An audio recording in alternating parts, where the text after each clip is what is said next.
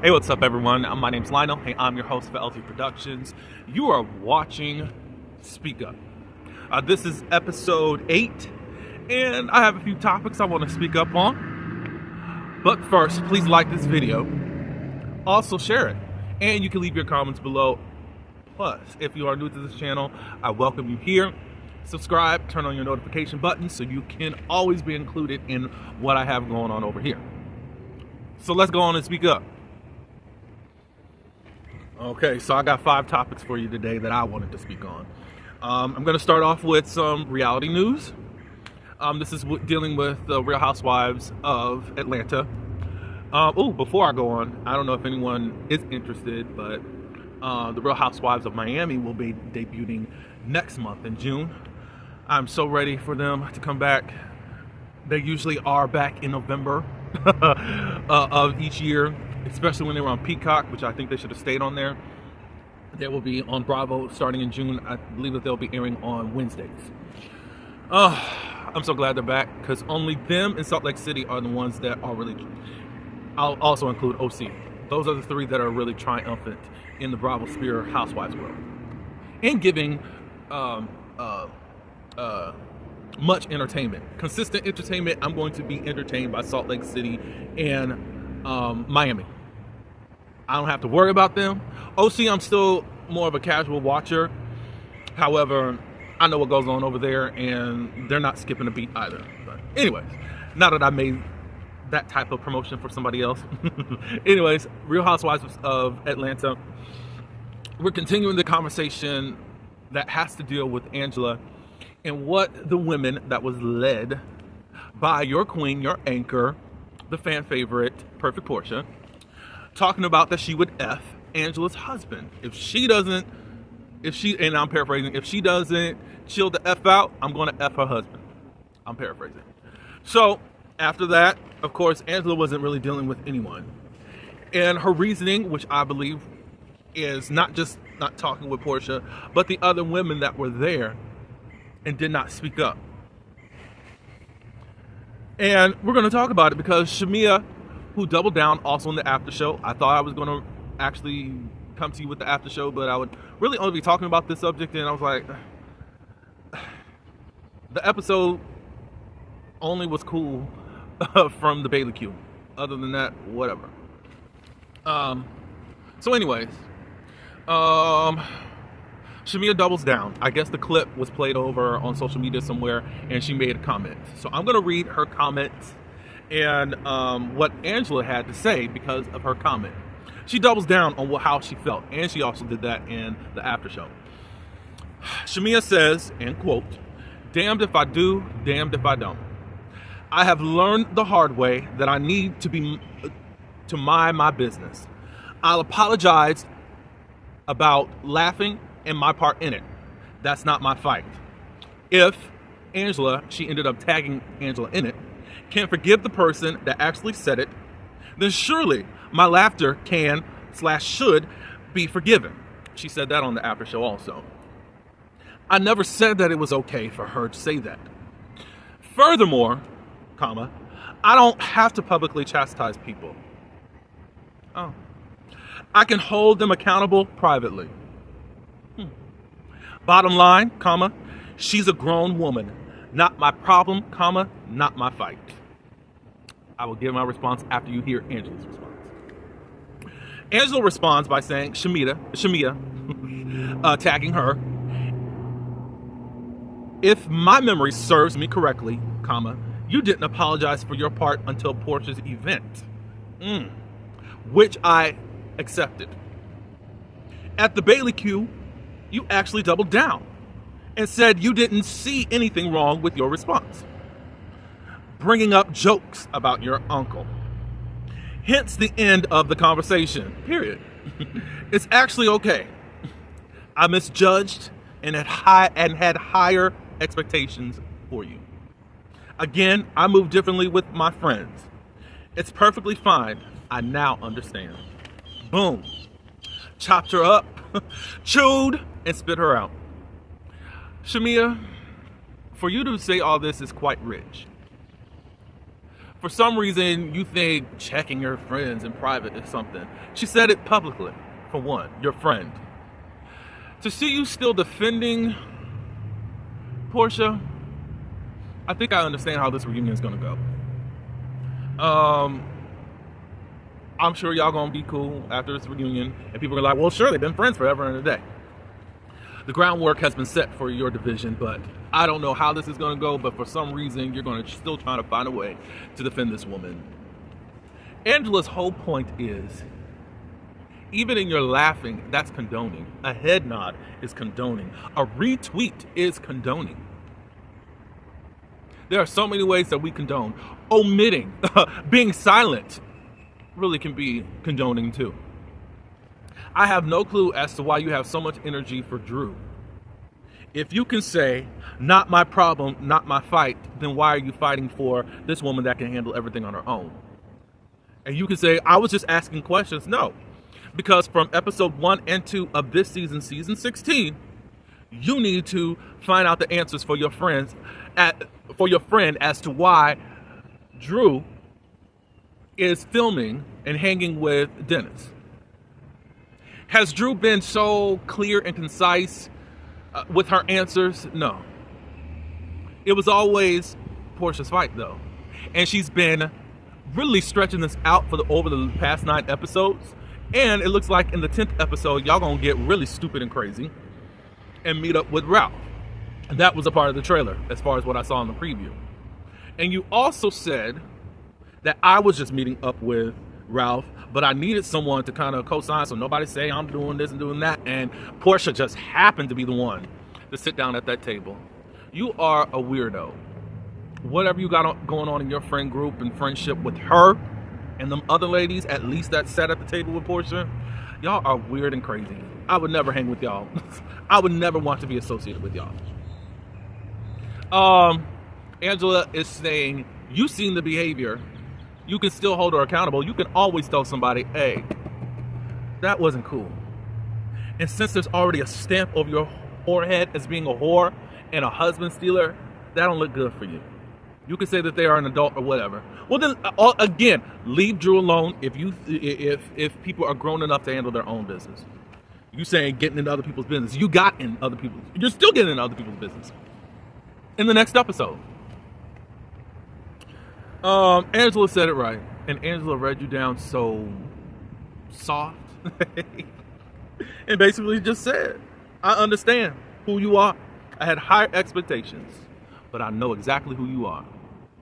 As we know, Shamea said some stupid bird crap in her confessionals last week, but that's all I got to say. You're doubling down and you're wrong. As a woman, as a married woman, you're not a girl's girl. You're a Portia's girl. And you've already admitted to being a people pleaser. And you're going to please the people that you want in your life.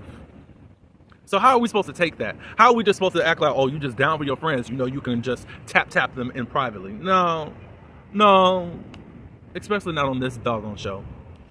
So it just sounds like you are, what do they call you? I'll just say you're a puppet. I know that they say something else. But yeah, that's all I got to say about that. Let's move on. Jussie Smollett. This was last week's news, but we found out, I got this through NBC News on their website. Shout out to them. And shout out to All True Tea for the message that I saw with Shamea and Angela. With Jussie Smollett reaches a settlement with the city of Chicago 6 years after alleged hoax attack. Imagine almost a decade of this, y'all. Like, this is so crazy. But anyways, on Jan 29, 2019, the city of Chicago had sought $130K in expenses spent on police investigation when it was found out that this was a hoax that Jussie did find out, that actually orchestrated. Smollett filed a countersuit denying that he orchestrated the attack. He got the case was dropped. Then the city came back in and picked up the case again. And all of a sudden the case dropped again and he was released from jail. What are the technicalities? I don't know yet. And it's just been so much of a mystery that I'm ready to know what exactly went on. We should know, and the reason that we should know is that we've been included on the group chat. Sorry. They have settled, but they need more time to finalize the documentations. Whomever was reading court dockets, a status hearing is set for the week for May 29th, according to the court docket. So, for me, I never really believed Jussie's story. It never sounded right, and I still don't believe it, despite whatever justice has come his way. And that's where I'm going to leave it. When I get the final outcome of things, then I'll come back and say some more. All right. Another heavy topic, which there is a trigger alert for this, so I just wanted to beware of anyone that's ever dealt with SA. If you understand what I'm talking about, it's a type of an assault. We're going to talk about Motown legend Smokey Robinson. I got this also from NBC News. Smokey Robinson has been accused of SA by 4 housekeepers that he employed in a lawsuit, and collectively they're asking for $50 million. Now, they did a press conference. 3 of the housekeepers, the 4th housekeeper, was in attendance via Zoom. They were wearing masks to protect their privacy. And we're finding out that these were Hispanic women that were employed by Mr. Robinson as housekeepers, and their earnings were below minimum wage. That's wild. It said that they had lacked the resources and options to protect themselves, and they feared of missing a paycheck. One woman said that she was assaulted at least 23 times from May 2014 until February 2020. It was in Smokey Robinson's home without security cameras. Without cameras? This rich man who was older, I mean, he don't have security around. Another woman says that at least 20 times within the 12 years of employment that she began in 2012. Another one said that they worked for Robinson for 13 months and the assaults happened at least 7 times. She says that in a desperate attempt to stop the assaults, she would proclaim, "You're married," and he ignored her.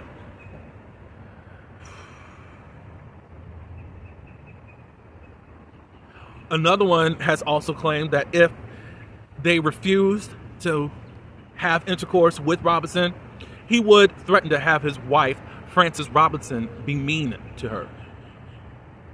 So Frances was compliant to what Robinson had going on, Smokey had going on. Okay, so they also claim that it was a hostile work environment outside of the assaults. They would scream at them using ethnically pejorative language. I guess this is what they're talking about, racist statements. Frances Robinson's personal assistant, cook, and hairdresser says the first assault for her was in 2007 at his Las Vegas home. And they also said that Robinson never wore a condom. They said each time that the assault happened that he would lay a towel down while he did his business. So never a condom, wasn't paid that much. One was threatened that Frances would be mean to her if he didn't do what he said. Those are some bold statements. Representatives for Robinson did not immediately respond, and that's that on that. My feedback is, when I first heard the headline, I said, I have a feeling that this actually happened, without even knowing the details. I think everyone deserves justice. I think that this is the time for women / just victims in general to speak up in regards to assault. Learning some of the details I am sketchy about, I mean, because if you're saying that this woman, the wife, seems like they were compliant, she was compliant, because there's no way that this person would be mean for no reason. There's no way no man can say, okay, be mean to her. For what? That doesn't make any sense. And you're saying it was a hostile environment. Now, I can't just sit up here and act like, okay, well, maybe they were threatening and all that, because they said that they had a below minimum wage pay. So you dealt with that, plus assault, plus the yelling and screaming. That's a lot, y'all. So I don't know how this case is going to go. It's a little bit tricky. Now, he may just settle. Settling doesn't mean that you're not guilty. Settling doesn't mean that you are guilty. So, I don't know. Some celebrities just opt to just not go through the crap and give them what they want. I don't know if I'm going to give in to someone saying that I assaulted them, though, in that way, you know?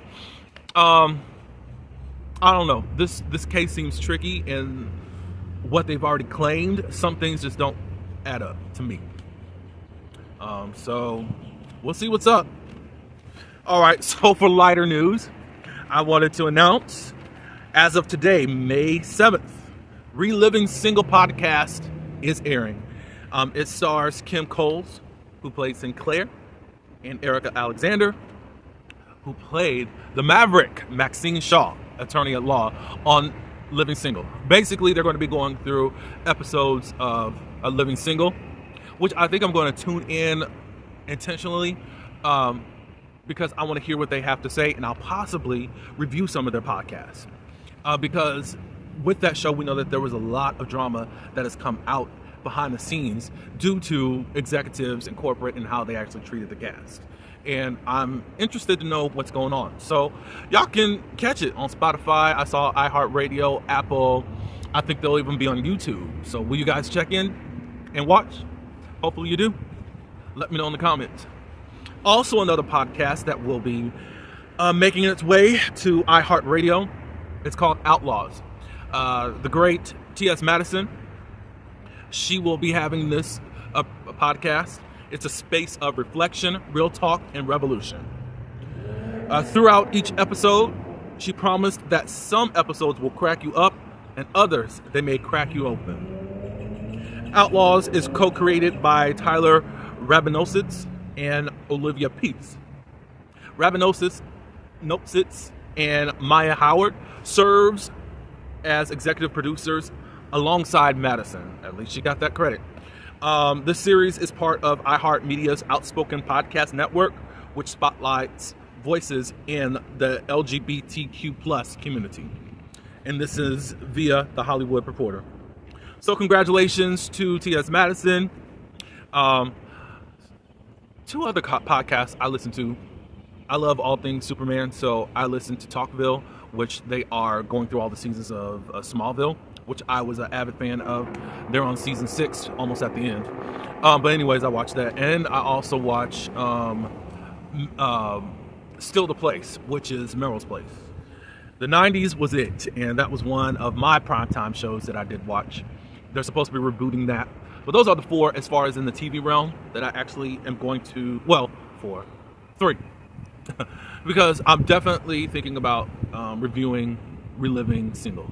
So there's a lot of options for you guys if you're into that type of entertainment world and reliving the old episodes.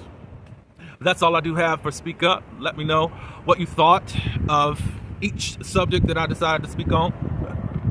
And until the next one, peace.